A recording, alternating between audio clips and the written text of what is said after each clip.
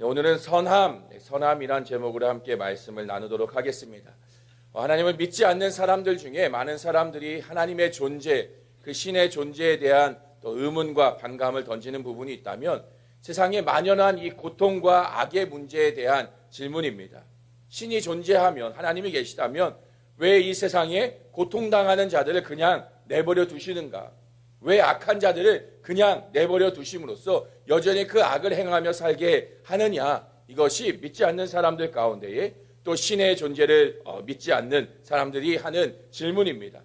그 악에 대해서, 그 고통에 대해서 그것을 그냥 내버려 두는 신이라면 그는 선한 신이 아니라 악한 신이라고, 나는 그런 신이라면 믿지 않겠다 말하기도 하고요. 또 그 악에 대해서 아무것도 하지 않는 신은 존재하지 않는 것이다 라고 말하며 믿지 않기도 합니다. 우리가 기독교의 하나님에 대해서도 그런 오해를 하는 사람들이 많습니다. 내가 원하는 기도, 내가 간절하게 기도하였는데 나의 기도를 들어주지 않았다라고, 더 이상 나는 하나님이 없다라고 생각하겠다, 나는 하나님을 믿지 않겠다 말하는 사람들이 우리 주변에도 얼마나 많이 있습니까? 나를 고통 가운데 그냥 내버려 두었다라고, 내가 이 문제 해결해 달라고 간절히 기도하고 부르짖을 때 나의 기도를 외면하였고, 내가 고통과 고난 가운데 있을 때에 나를 그냥 내버려 둔 그런 하나님, 나는 믿지 않겠다, 그런 사람들이 우리 주변에 얼마나 많이 있습니까? 성경은 분명히 하나님이 선하시다라고 말을 합니다. 하나님이 선하시다, 우리에게 좋은 것으로 베풀어 주시고 우리를 선한 길로 인도하시는 하나님이다 라고 성경은 말하는데요, 성경이 말하는 그 하나님이 선하시다는 말이 도대체 어떤 의미일까요? 왜 하나님께서 선하시다 말하는데 사람들이 말하는 것처럼 여전히 세상에는 그 악이 존재하고요? 왜 선하신 하나님은 하나님을 믿는 자들을 믿지 않는 자들처럼 똑같이 고통과 고난 가운데 그냥 내버려 두시는 것일까요? 우리가 오늘 말씀을 통해서 하나님이 선하시다는 말의 의미가 무엇인지를, 또 하나님의 선하심이 우리에게 어떤 유익이 있는가를 같이 함께 생각해 보려고 합니다. 자, 하나님이 선하시다는 말의 의미가 무엇일까요? 하나님이 선하시다, 우리는 선하다라는 말을 어떤 때에 또 누구에게 사용하십니까? 선하다, 제가 뉴스 검색창에 선하다라고 검색을 해보니까요, 여러 가지 뉴스들이 있었는데요, 그중에 제 눈에 들어온 뉴스의 제목이 선하다 임영웅 긴급치료비 기부라는 제목이었습니다. 이 작년 3월에 나왔던 기사였는데요, 가수 임영웅 씨가 어떤 대회에서 받았던 상금을 소아암재단에 전액 기부했다라는 그런 기사였습니다. 그 금액, 상금을 기부한 임영웅 씨의 그 행동이 선하다, 임영웅이 선하다라는 기사의 제목으로 기사가 실린 것이죠. 우리는 선하다, 착하다라는 말을 누군가를 돕는 사람에 대해서, 그런 선행을 베푸는 사람들에 대해서 선하다, 착하다라는 말을 사용합니다. 이 국어사전에 보면 이 선하다라는 말의 정의를 이렇게 정의합니다. 올바르고 착하여 도덕적 기준에 맞다. 올바르고 착하여 도덕적 기준에 맞는 것, 이것이 선하다라는 말의 정의인 것이죠. 단순히 누군가를 도와주거나 그런 착한 일을 하는 그런 것이 선한 것이 아니라 사람들이 어떤 정해놓은 도덕적 기준에 올바르게 행동하는 것, 그것이 선하다라는 말의 올바른 정의라는 것이죠. 사람들이 정해놓은 기준, 도덕적인 기준, 누군가 남에게 베푸는 것, 남을 도와주는 것, 이것이 선한 것이다, 그런 도덕적인 기준을 정해놓은 사람들의 기준에 맞게 행동할 때에 사람들은 선하다라고 말하는 것입니다. 단순히 착하다라는 말로 표현할 수도 있겠지만요, 착하다는 것을 떠나서 정해진 어떤 기준, 어떤 목적에 올바르게 맞는 것이 선하다라는 말이 가진 올바른 정의라고 할 수 있는 것이죠. 이 구약 성경에도 보면 선하다라는 단어가 히브리어로 토브라는 단어를 사용합니다. 이 토브라는 히브리어 단어는 영어로 표현하면 굿이라는 단어를 사용합니다. 좋다라는 뜻을 가진 굿, 그 영어로 번역하는 것이죠. 영어로 굿, 우리가 생각하는 선하다, 착하다의 개념의 선한 것과는 조금 다른 의미이죠. 무언가를 잘 해내는 것, 잘 하는 것, 그것이 굿, 영어로 굿, 좋다, 선하다의 의미를 가지는 것이죠. 히브리어에서도 히브리어 토브라는 단어도 어떤 목적을 잘 이루어내는, 어떤 일을 잘 완성해내는 그러한 모습을 선하고 좋은 것이라고 표현하는 것입니다. 이 단어 토부라는 단어가 가장 많이 사용된 것 중에 하나가 창세기 1장입니다. 창세기 1장은 어떤 내용이 나오나요? 하나님이 세상을 창조하신 내용이 담고 있는 것이 창세기 1장이지요. 하나님께서 세상을 창조하시고 세상을 보시며 뭐라고 말씀하시나요? 보시기에 좋았다라고 말씀하시죠. 여기서 말하는 이 보시기에 좋았다, 이 좋았다라는 말이 바로 히브리어 토부, 선하다, 좋다라는 뜻을 가진 단어입니다. 다시 말하면요, 하나님께서 창조하신 세상을 바라보면서 좋았다, 그러니까 선하다라고 말씀하신 것이죠. 그 선함의 사전적 의미가 도덕적인 기준에 맞다라고 앞에서 말씀드렸는데요. 그러니까 이 선하다는 말에는 어떤 기준이 필요한 것이죠.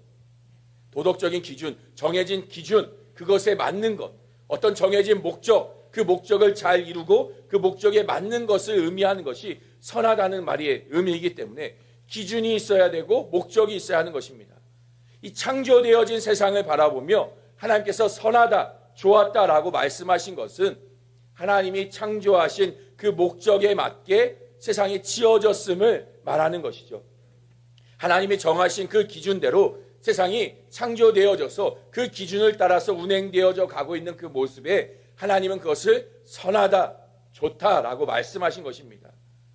처음 창조하시기 이전의 세상이 어떠합니까? 창세기 1장 2절에 보면요, 땅이 혼돈하고 공허하였다라고 말합니다. 혼돈하고 공허하다, 쉽게 말하면 어떤 질서가 잡히지 않은 상태, 텅 비어져 있는 그런 상태가 이 혼돈하고 공허한 상태였던 것이죠. 그런 세상 가운데요, 하나님께서는 질서를 정리하셨고 질서의 기준을 세우셨고요, 선한 것, 도덕적인 기준을 정하시고 각각의 목적을 부여하심으로써 세상의 모든 것을 창조하시며 채워 넣으신 것입니다. 하나님이 원하시는 대로요, 하나님의 그 뜻과 계획을 따라서 세상은 그렇게 하나씩 하나씩 창조되어 나간 것이고요. 그런 세상을 바라보면서 하나님은 좋았다, 그러니까 선하다라고 말씀하신 것입니다. 모든 것이 그 창조된 목적을 따라서 행하고 존재하였던 것이 처음 창조되어진 세상이었습니다. 그러니까 한마디로 말하면요, 하나님 그분 자체가 선이라고 말할 수 있는 것이죠. 선하다, 선하신 하나님이다라는 그 말은 하나님 그분 자체가 선이시고요, 그분에게서 나오는 모든 것이 선한 것입니다.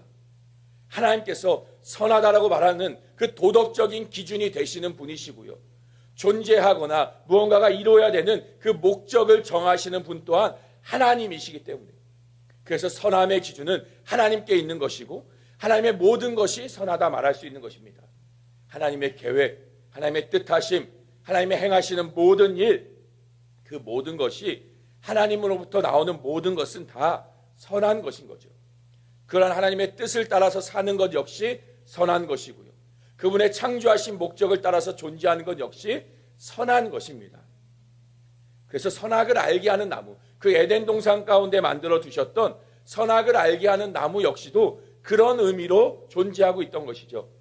선과 악을 알게 하는 나무, 선과 악을 분별하고 판단하는 나무, 선과 악을 결정하는 그 기준, 그 나무 역시도 하나님이심을 나타낸 것이 선악을 알게 하는 나무의 의미였습니다. 그것을 먹지 않는 것이 하나님이 정하신 선이시고 기준이었고 목적이었기 때문에요. 먹지 않음으로써 세상은, 또 사람은 선하게 살아가는 것이고요, 그것을 먹음으로써 그들은 하나님의 목적이 아닌 자기가 원하는 뜻과 목적대로 살고자 하였던 것이고, 그것이 선의 반대인 악이 되었던 것입니다. 악이라는 것은요, 단순히 우리가 생각하는 어떤 악한 나쁜 짓만을 의미하는 것이 아닙니다. 성경에서 말하는 악, 선과 반대되는 악이라는 것은요, 그 목적에 맞지 않는 것이 악인 것이죠. 하나님의 뜻, 하나님의 계획, 하나님이 세우신 기준과 그 목적에 맞지 않는다면 그 모든 것은 악이라 말할 수 있는 것입니다. 그 행위가 우리의 눈에 보기에 선한 것이라 할지라도요, 그 마음의 기준이, 그 마음이 하나님의 목적과 기준에 맞게 그것에 합당하게 살지 않는다면, 그 마음의 태도와 행동이 하나님의 그 목적과 뜻에 올바르게 그 기준에 서 있지 않다면 그것은요, 악한 것일 뿐입니다. 내 생각대로, 내 뜻대로, 내가 원하는 대로 사는 것, 하나님의 뜻이 아니라, 하나님의 목적이 아니라 내가 원하는 대로, 내가 뜻하는 대로, 내 목적대로 산다면 그 모든 것은 악한 것일 뿐이죠. 또 그것이 우리의 모습입니다. 그래서 우리는 선하지 못한 것이죠. 누구 하나 선하다라고 말할 수 없는 것이 우리 사람의 모습입니다. 왜요? 우리는 나의 뜻대로 살고자 하니까요. 나의 목적대로 살고자 하기 때문에 우리는 선할 수 없는 것이죠. 예수님께서 말씀하신 것처럼요. 하나님 한 분 외에는 선한 이가 없습니다. 죄가 이 땅에 들어온 그 악을 행한 이후에 이 세상에는요. 하나님 외에는요. 누구 하나 선한 것이 없습니다. 예수님의 이 말은요. 예수님조차도 선하지 않으시다라는 그런 말이 아닙니다. 하나님이 그 선의, 그 선함의 기준이시라는 말씀인 것이죠. 자, 그러면 우리가 이런 질문이 생길 수 있습니다. 그러면 하나님의 목적대로 사는 것이 정말 우리에게도 좋은 것일까?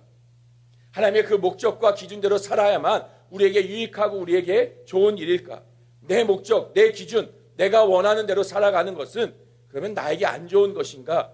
이런 질문이 우리에게 생길 수 있지요. 내 목적과 기준대로 사는 것, 하나님의 뜻과 하나님의 말씀이 아닌, 하나님이 정해놓으신 것이 아닌 내가 원하는 대로 사는 것이 물론 우리의 눈에 당장에는 더 좋아 보일 수 있습니다. 우리의 눈에 좋아 보일 수밖에 없죠. 하지만 그것이 완전하다라고 말할 수 없습니다. 그것이 정말 우리에게 좋은 것이냐라고 한다면요. 그렇지 않은 것이죠. 더 좋은 것이 우리에게 있다라는 것입니다. 왜 그렇습니까? 우리는 우리의 인생을 다 알지 못합니다. 내 스스로 나 자신에 대해서도 다 알지 못하지요. 내일 당장 우리에게 무슨 일이 일어날지 우리는요. 알지 못합니다.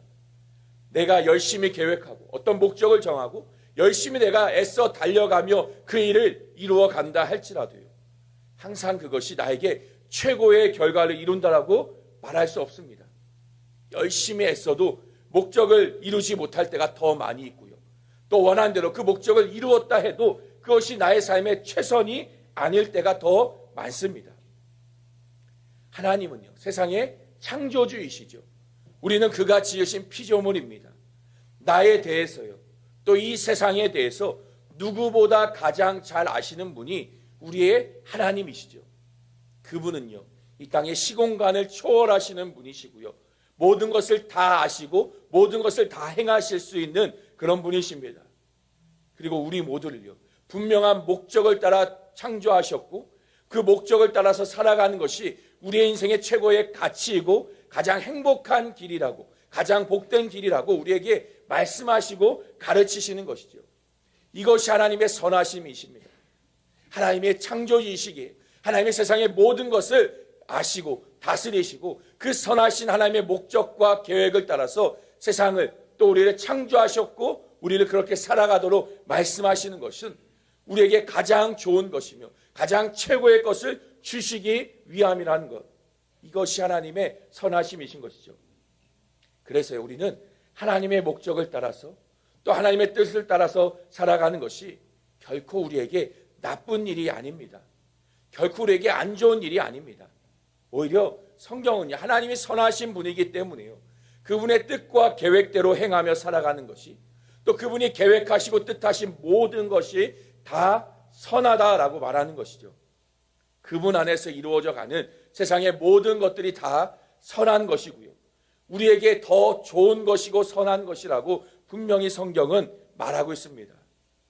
그것을 분명하게 가르쳐주고 보여주는 말씀이 오늘 본문 요한복음의 말씀인데요. 오늘 본문 바로 앞에 말씀 10절에 보면 이렇게 말합니다. 우리 10절 하반절 말씀을 같이 한번 읽어보겠습니다. 내가 온 것은 양으로 생명을 얻게 하고 더 풍성히 얻게 하려는 것이라. 자, 예수님이 이 땅에 오신 이유에 대해서 말씀하시는데요. 예수님이 오신 이유를 양으로 생명을 얻게 하고 더 풍성히 얻게 하려는 것이라고 말씀하십니다. 생명을 얻게 하고 영원한 생명, 하나님의 구원함을 의미하는 말이겠지요. 예수님이 이 땅에 오시면 우리는 하나님의 생명과 그 구원을 얻을 수 있습니다. 그런데 더 풍성히 얻게 한다는 말이 무엇일까요? 단순히 구원받아 천국에 가는 것, 그것이 전부가 아니라는 것이죠. 우리가 받게 되는 그 구원에 더 많은 것을 얻고 누리며 살아가는 그런 삶을 우리에게 주신다라는 것입니다. 그 삶이 어떤 삶일까요? 아마 시편 23편의 다윗의 고백일 것입니다. 우리 시편 23편 1절 같이 한번 읽어보겠습니다. 여호와는 나의 목자시니 내게 부족함이 없으리로다. 다들 알고 계시고 아마 외우고 계신 말씀이실 텐데요. 시편 23편의 저자는 말합니다.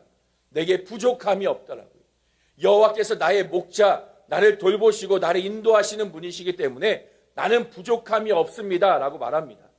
이 부족함이 없다는 말, 더 이상 필요한 것이 없고요, 원하는 것이 없을 만큼 모든 것을 채워주시고 돌보시는 그런 나의 목자 하나님이시라는 고백입니다. 이 말씀을 오해하지 마시기 바랍니다. 이 부족함이 없다는 것이 더 많은 부와 재물로 채워주신다는 그런 의미가 아닙니다. 많이 가진다고 해서 다 좋은 것이 아니죠. 많이 가져야만 행복한 것이 아닙니다. 부족한 것이 없고 원하는 것이 없어야만 꼭 행복합니까? 그렇지 않죠. 많이 가진 것 때문에 오히려 고생하고 힘들어하는 사람들이 우리 주변에 얼마나 많습니까? 많이 가져서, 부모의 재산이 많아서, 가진 것이 많아서 그것을, 그 유산을 나누기 위해서 형제들과 싸우고 부모와 다투는 그런 사람들이 우리 주변에 얼마나 많이 있습니까? 가진 것이 많아서 부부 간의 관계가 깨어지고 가족 간의 관계가 깨어지는 것이 우리 주변에 얼마나 많이 있습니까? 우리의 삶의 진정한 축복, 진정한 행복은요, 많이 가지는 것에 있지 않습니다. 오히려 필요할 때에 그 필요한 것이 나에게 있어야만 더 행복하고 즐거운 것이죠. 내가 오늘 한 끼 배고파서 지금 한 끼 밥을 먹고 싶을 때에 밥이 있는 것이 행복한 것이죠. 우리 집에 창고에 쌀이 한 가마니, 10가마니, 수백 가마니가 있다 하더라도요, 그것이 나를 행복하게 만드는 것이 아니라 지금 내가 배고파 밥을 먹고 싶을 때에 내가 먹을 수 있는 햇반 하나 집에 있는 것, 라면 하나 집에 있는 것, 그것이 우리의 삶을 더 행복하고 즐겁게 만들어주는 것이죠. 필요한 것으로 필요를 따라서 채워주시는 하나님의 은혜, 부족함이 없다는 말의 의미가 바로 이것인 것입니다. 오늘 말씀에 예수님은요, 선한 목자와 삭군을 비교하여 말씀하십니다. 선한 목자와 삭군, 그 둘의 차이가 무엇인가요? 삭군, 우리가 삭군이라고 하면 그냥 나쁜 사람으로만 생각합니다. 양을 괴롭히거나 양을 잡아먹거나 하는 그런 사람처럼 우리가 생각하지만 사실 삭군은 그렇게 나쁜 사람이 아닙니다. 그냥 말 그대로 삭군, 돈을 받고 일하는, 돈을 받고 받은 대가만큼 그 양을 돌보는 그런 일꾼을 말하는 것이 삭군입니다. 선한 목자와 삭군의 차이가 있다면요, 선한 목자는 양의 주인인 것이죠. 오늘 말씀에서처럼요, 내 양을 알고 양도 그 주인을 알아보는 그런 사람, 양의 주인이 바로 선한 목자입니다. 삭군은 돈을 받고 그냥 주어진 그 일당대로만 열심히 일하고 돌아가면 그만인 그런 사람인 것이죠. 삭군과 선한 목자, 주인인 목자가 돌보는 양, 당연히 그 둘에는 차이가 있을 수밖에 없죠. 목자, 주인인 목자는 그 양을 얼마나 지극정성으로 돌보겠습니까? 더 좋은 것으로 돌보기 위해서 더 그 양에 불편한 것이 없는가 살펴볼 거고요, 더 관심 있게 귀 기울여 볼 것입니다. 일꾼은요, 삭군, 돈을 받아 양을 돌보는 자는요, 필요한 만큼 해야 할 목만, 시켜진 일만 하게 되겠죠. 당연히 두 양은요, 그 건강에 있어서, 그 자라만함에 있어서 조금의 차이가 분명히 나게 될 것입니다. 그렇지 않다 하더라도요, 결정적인 순간에 삭군과 주인이 분명한 차이가 납니다. 그때가 언제인가요? 12절 말씀 같이 한번 읽어보겠습니다. 삭군은 목자가 아니요 양도 제 양이 아니라 이리가 오는 것은 보면 양을 버리고 달아나나니 이리가 양을 먹어 치느니라. 언제 삭군과 진정한 목자의 차이가 납니까? 이리가 나타났을 때예요. 그러니까 위험한 상황에 처하게 됐을 때 이 사람이 삭군인지 그 주인인 목자인지가 분명히 드러나는 것이죠. 삭군은 내 양이 아니니까요, 이리가 나타난 위험한 상황에 자기부터 살고자 도망칩니다. 양이 잡아먹히든 어떻게 되든 일단 내가 살아야 되니까 도망가는 것이죠. 우리가 장사할 때에 직원과 사장이 다른 점을 우리가 어떻게 보게 됩니까? 그 일하는 태도와 그 모습을 보면서 알 수 있죠. 물론 평소에 그 직원이 참 열심히 성실히 일하는 사람이라면 잘 모를 수 있습니다. 그러나 만약에 그 가게 안에 불이 났다면요, 직원이 누군지 사장이 누군지 바로 알게 됩니다. 직원은요, 일단 자기부터 살고자 가게 밖으로 뛰쳐나가겠죠. 근데 사장님은요, 자기 몸도 중요하지만 어떻게든 지금 그 가게 안에 내 물건들, 혹시 집게들이나 혹시 다른 물건들 무엇이라도 하나라도 더 건지고 살릴 수 있다면 들고 나오겠지요. 끄집어 나올 겁니다. 일꾼은, 직원은 그냥 내 몸 안 다치고 내 몸 사는 것이 더 중요하지만 사장은요, 자기 몸이 조금 다치더라도요, 조금 자기가 어떻게 되더라도 뭐라도 하나 더 건짐으로써 손해를 줄이고자 하는 것이 사장의 모습인 것이죠. 물론 직원이 그냥 자기 살고자 뛰쳐나왔다고 그것이 잘못됐다 말할 수 없죠. 목숨이 더 중요하죠. 목숨보다 중요한 게 뭐가 있겠습니까? 그러나 그 불타는 상황 가운데에 그 태도, 다른 것들을 바라보는, 그 소유를 바라보는 태도와 마음이 다를 수밖에 없는 것이죠.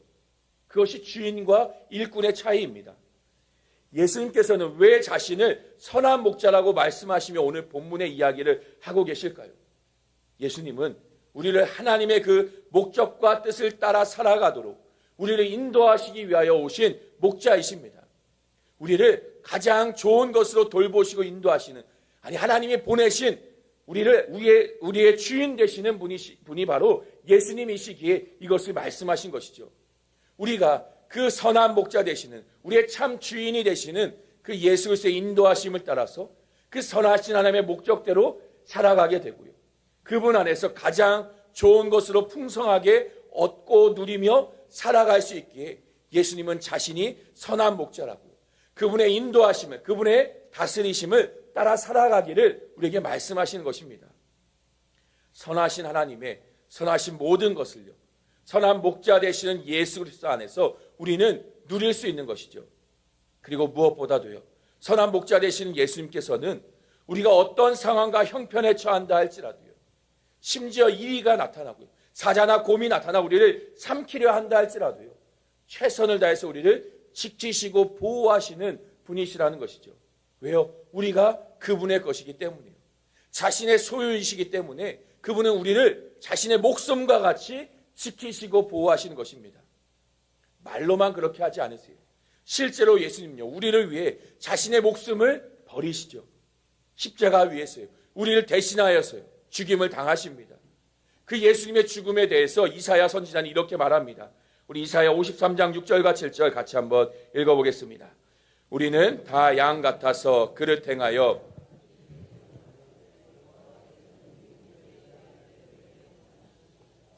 그가 곤욕을 당하여 괴로울 때에도 그의 입을 열지 아니하였으며 마치 도수장으로 끌려가는 어린 양과 털 깎는 자 앞에서 잠잠한 양같이 그의 입을 열지 아니하였도다. 지금 우리가 어떤 양이라고 말합니까? 말 잘 듣는 그런 순한 양이 아닙니다.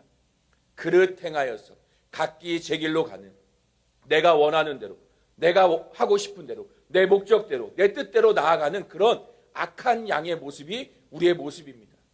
그런 우리를 대신하였어요. 예수님이 양이 되십니다. 우리의 악함을 대신하였어요. 예수님이 그 양의 탈을 쓰시고 죽임을 당하십니다. 그러나 사건은 어떻겠습니까? 그 중요한 순간에 우리를 내버리지요. 우리가 쫓는 하나님이 아닌 모든 목적과 우리의 모든 기준들이 그렇습니다. 결국 중요한 순간에는요, 우리를 내버리고 마는 것이죠. 우리의 생명, 우리의 생명의 풍성함, 선하신 하나님, 그 선한 목자 되시는 예수 그리스도 안에서만 우리는 얻고 누리며 살아갈 수 있는 것입니다. 그래서 다윗은요, 시편 23편에 이렇게 고백합니다. 우리 시편 23편 우리 1절로 6절을 다 같이 한번 읽어보겠습니다. 여호와는 나의 목자시니 내게 부족함이 없으리로다. 그가 나를 푸른 풀밭에 누이시며 쉴만한 물가로 인도하시는도다. 내 영혼을 소생시키시고 자기의 이름을 위하여 의의 길로 인도하시는도다. 내가 사망의 음침한 골짜기로 다닐지라도 해를 두려워하지 않을 것은 주께서 나와 함께 하심이라. 주의 지팡이와 막대기가 나를 안위하시나이다. 주께서 내 원수의 목전에서 내게 상을 차려주시고 기름을 내 머리에 부으셨으니 내 잔이 넘치나이다. 내 평생의 선하심과 인자하심이 반드시 나를 따르리니 내가 여호와의 집에 영원히 살리로다.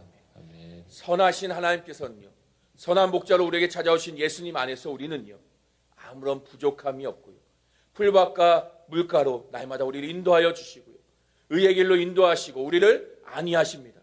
우리에게 넘치도록 채워주시는 그런 우리의 목자가 되시는 분이 선하신 하나님이시며 또 선한 목자 되신 예수 그리스도이신 것이죠.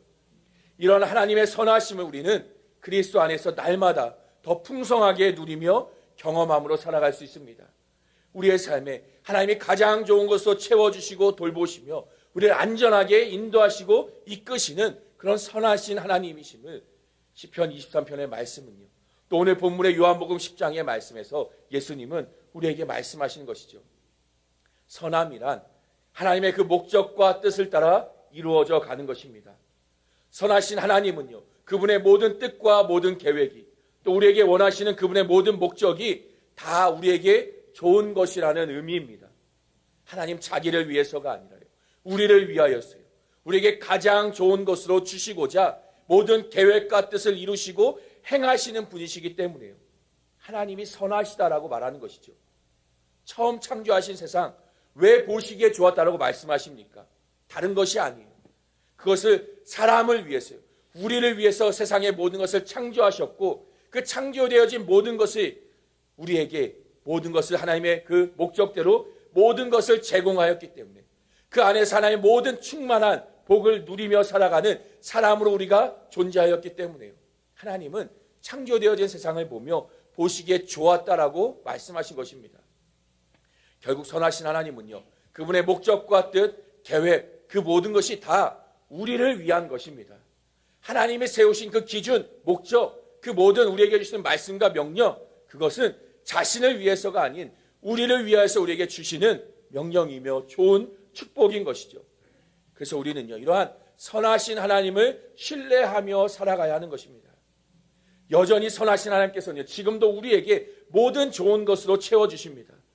우리는요, 우리의 삶에 그 좋은 것을 주신 하나님의 선하심을요, 그 말씀에 순종하는 삶을 통해, 그 하나님을 신뢰하는 삶을 통해 경험하고 배워가야 하는 것이죠. 그래서 시편은 우리에게 말합니다. 우리 시편 34편 8절 같이 한번 읽어보겠습니다. 너희는 여호와의 선하심을 맛보아 알지어다. 그에게 피하는 자는 복이 있도다. 여호와의 선하심을 맛보아 알지어다. 그저 머리로만 지식으로만 안다고 하는 것이 아니라 맛보아서, 그러니까 너희들이 그 선하심을 경험하여서 알기를 지금 원하고 있는 것이죠. 요셉을 보십시오. 요셉은 애굽의 종으로 팔려갔고 억울하게 감옥에 갇혔습니다. 그 과정 가운데 요셉은 왜 하나님이 나에게 이런 고통을 주셨는가 아마 염려하고 원망하기도 했을 것입니다. 그러나 후에 그 모든 과정의 끝에 요셉이 깨달은 것이 무엇인가요?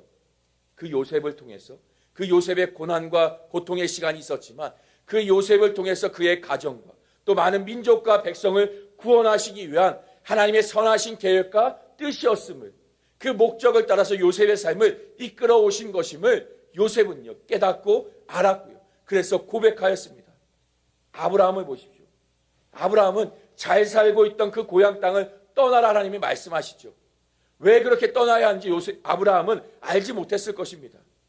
그 고향 땅은요, 그 당시 시대에 가장 발전되고 가장 부유했던 좋은 도시였습니다. 오히려 그것을 떠나는 것이 사실 현실적으로는 더 좋지 않은 것이고요, 더 고생길이었습니다. 아브라함은 그 이유를 알 수 없었지만 그 말씀에 순종하며 나아갑니다. 물론 그 과정 가운데에 하나님을 신뢰하지 못함으로 잘못된 길을 가기도 하고요, 잘못된 선택을 하기도 하지요. 그러나 그 여정 가운데 아브라함은 계속해서 그 아브라함을 돌보시고 인도하시며 더 좋은 것으로 이끌어 가시는 선하신 하나님을 아브라함은 경험하였습니다. 그 아브라함을 돌보시는 하나님, 좋은 것으로 채우시고 이끄시는 하나님이심을 아브라함은 그 여정 가운데 깨달았고 배워갔고 맛보아 알았고요. 결국 그 경험이 아들을 바치라는 그 말도 안 되는 그 말씀 앞에서도 순종할 수 있게 만든 것이죠. 아브라함의 생각에는 이것이 말도 안 되는, 할 수 없는, 오히려 자신을 불안하게 만드는 일과 같은 그런 명령이지만, 그러나 선하신 하나님의 명령이라면, 선하신 하나님의 말씀이라면 분명히 더 좋은 것으로, 아주 최고의 것으로 준비하시고 계획하시고 이루실 것임을 신뢰함으로 그 말씀에 순종하며 나아간 것입니다. 우리의 삶에도 날마다 하나님의 선하심을 맛보며 살 수 있게 소망합니다. 하나님의 그 뜻과 계획, 우리를 향하신 모든 목적, 그 모든 명령, 그 모든 말씀이 물론 때로는 이해가 되어지지 않죠. 다 우리가 그것을 알 수 없지만요. 하나님이 선하신 분이기 때문에 또 선한 목자 되시는 예수 그리스도께서 우리를 이끌어 가시기 때문에 우리의 삶은 가장 좋은 것으로 채워주시고 인도하실 것임을 우리가 날마다 그 하나님을 신뢰하며 나아갈 수 있길 소망합니다. 우리를 위해서요. 자기 아들까지도 아낌없이 내어주신 선하신 하나님이십니다. 그 하나님께서요. 우리를 위해서 무엇을 아끼시겠습니까? 선한 목자 되시는 예수님께서요. 우리를 위해서요. 십자가 위에서 자신의 목숨까지도 버리셨던 분이십니다. 그런 예수님께서 우리를 가장 선한 것으로 인도하시지 않을 이유가 무엇이 있겠습니까? 우리가 오늘도 그 십자가의 예수님, 우리의 선한 목자 되신 예수님을 바라보면서 선하신 하나님을 맛보아 알며 살아갈 수 있는 우리 모든 성도님들의 삶이 될 수 있기를 간절히 축원합니다.